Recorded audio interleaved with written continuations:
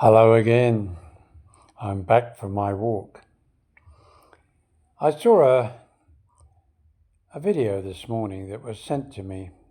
We won't say who by, but it was sent to me. And to give it justice, I watched it. Not quite all the way through, but enough to get the gist of what was being said. The guy that fronts the ideas, the presenter, I've seen some of his other videos and I found them to be interesting at least. You know, coming from England, could I say I'm proud to be English? Yeah, I suppose so. That's where my forefathers came from. It's where my family tree branches out from. And for many who've come to England, just as we've come to the Philippines, we may well have children here in the Philippines who then grow up with the pride of being part English, part American, part European, but essentially part Filipino. For them, a person born in the Philippines has certain rights, even over their mother or their father, depending on where they've come from. And just like that, in England, many seek to have their children in England. Why, you might ask? I'll tell you why. Because those people who are coming to England, not by their thousands, not by their hundreds of thousands, but by their millions, are now deciding that it's time to take England for themselves. Now, you could say, oh, here he goes, another load of BS. But is it? I've recently been aware that the current government, we won't have to name the guy. Everyone knows who the current Prime Minister of England is and his political leanings. No matter what suit you put on, you can't hide the fact that you are part of another group, that you're trying to create an image. You know, we go for a job. We don't rock up in our local gear. We put on a nice clean shirt, a tie, and maybe even a suit. We put our image in a place where everybody can see that we are the good guys. And that's what politicians do. They give you ideas that they're going to do something that you want to hear. They want to create the image that you must choose them over them. You know, the other side. Now, of course, if they read the newspapers, which are heavily leaning to themselves, they will also read that the other guys are becoming more popular. They're becoming maybe a bit of a threat to their own lies. Their lies, you say?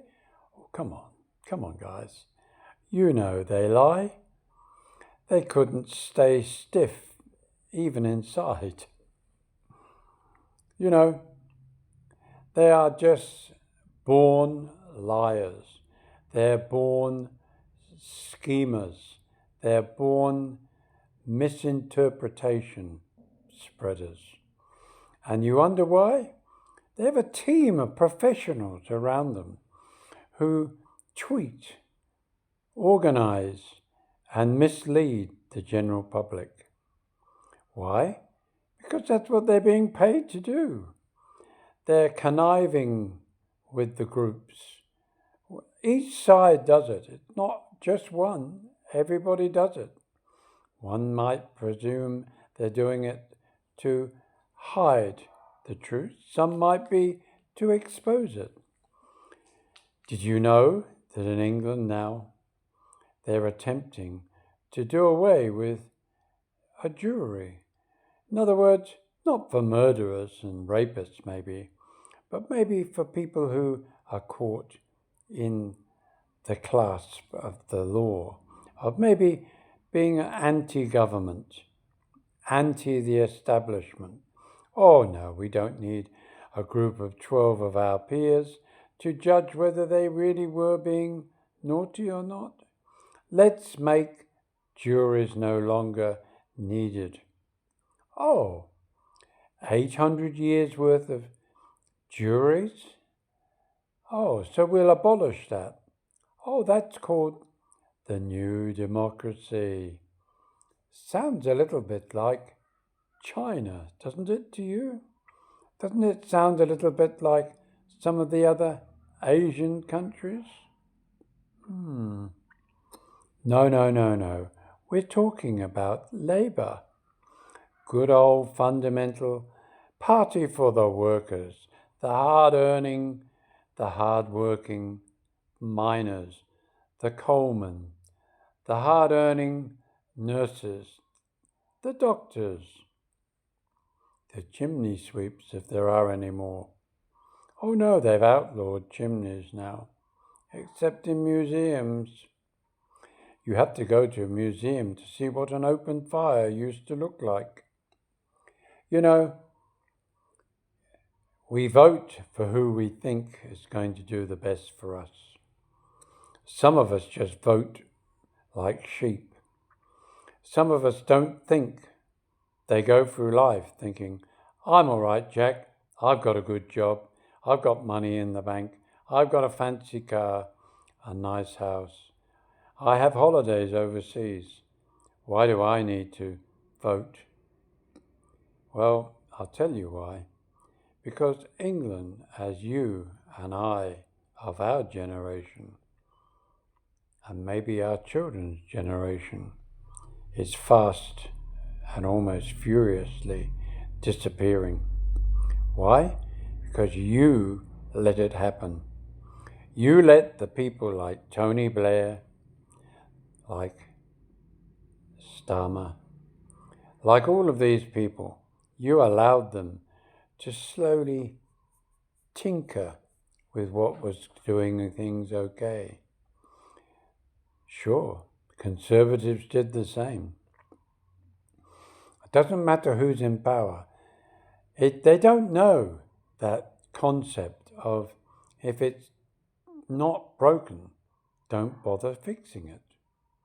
For them, it's an opportunity when they get into power, where they control the levers, that they can make life as they perceive it to be. Let's keep an eye on everybody. Oh, who has the best technology in the world? Oh, China. Facial recognition. Where does it come from? China. We've all, for the last 2-3 decades, been used to walking down the street and seeing the camera go boom. We've seen the programs on the TV about people being observed in the street. Now, just like going through customs, they will know who you are. Now, of course, they'll say it's to catch criminals. Well, of course, an average criminal doesn't say, "Hi, I'm here. See me here, you'll pick me up on the next one at the next corner." Why? Because you only see his eyes. He's covered in his face. He has a hoodie on. And he makes sure that he knows where all of the cameras are in his neighborhood. So he can get lost, change his clothes, become quite visible. Where did this guy come from? Oh, he must have come from that house. Technology, of course, will be advanced, and they'll work out, the computer, AI, will now work out where he was last seen, that guy, and realize he doesn't live there, and we never saw him get there, so maybe he's in disguise. You know, it's a scary world we live in. And it's one of those things that remind us how living here in the Philippines,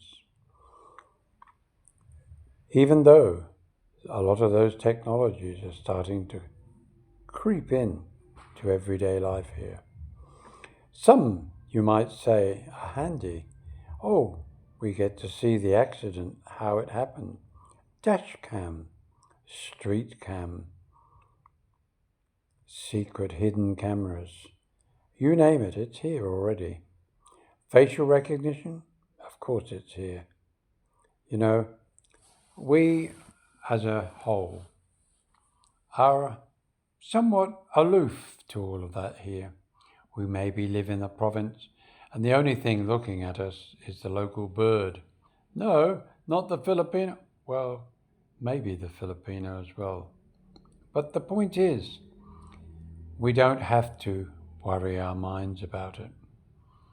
But does that mean we don't care what's happening back home? Does it mean that we can just ignore it? Apparently in England, local elections, mayor elections, council elections, the ones that are currently in power, Labour Party, have been now cancelled by Lord Dictator, dare we say it, Dictator of England. Is that really what the British wanted? Is that why they wanted all of the immigrants in who don't go on Sunday to church? Mind you, the English don't either. But they like to say they're Christian. So we then had to ask ourselves, do you remember being taught history? Do you remember the Holy Wars? You think that was between the French and the English? No, that was the 100-Year War. Was that between Muslim, Hindus, Buddhists, and Christians? Don't think so. I think the Holy Wars were between Muslim faith and the Christian faith. And when you think about it, a lot of people lost their lives fighting those holy wars. Funny how the church seems to always be involved somewhere. Well, today, and for the last 20, 30 years, it's back with a vengeance. You wonder how? It's called intermingling. It's called illegal immigrants. It's called coming to the promised land. Where? A Christian land, ready to plunder the locals, to become powerful in their own name. And will they do what most people would do, you think? Will they become good, upright citizens of that country? Probably. But will they also have many children? Yes, I wonder why. Because that's in their culture. Great, England needs workers. It needs cheap labour, but it ain't going to get cheap labour because the laws will say they have to be paid the same. You can't pay someone because they've come from another country lower wages. But of course, that doesn't matter, does it? Let's flood the country with unskilled labour. Let's deprive our young English-born children, whether black, blue, pink, yellow. We shall make them equal. But who will get the job? I hate to be the bearer of such good news, but England is no longer England, or it's on the cusp of becoming a completely different land. How is it that two men can go to France and make holes in rubber boats and be harassed by the police in France? They should be cheering them. They should be thanking them. They should be giving them medals. Why? Because they're stopping the silent invasion of what? People who do nothing but become a burden on society that is struggling enough to get ahead in the world. With the politics of each country being changed every 4 or 5 years, with people doing all these things and harm to their own country, are they really truly British patriots? Are all those people that sit there in the Houses of Parliament in England really thinking about the general population? Or are they thinking about the speaking tours, the ones where they charge for their services and line their pockets as politicians? Or are they truly thinking about Mrs. Jones and Mr. Brown, the butcher in the high street, who's struggling against the multinational supermarket? I don't think so. I really don't. Sadly, democracy seems to be dead or dying. It's like you put the poison on and it's withering in the sky, in the sunlight, I mean. You know, every election, the king, the queen, the king this time, the queen who I grew up with, was introduced to the latest politician whose job it was to be Prime Minister.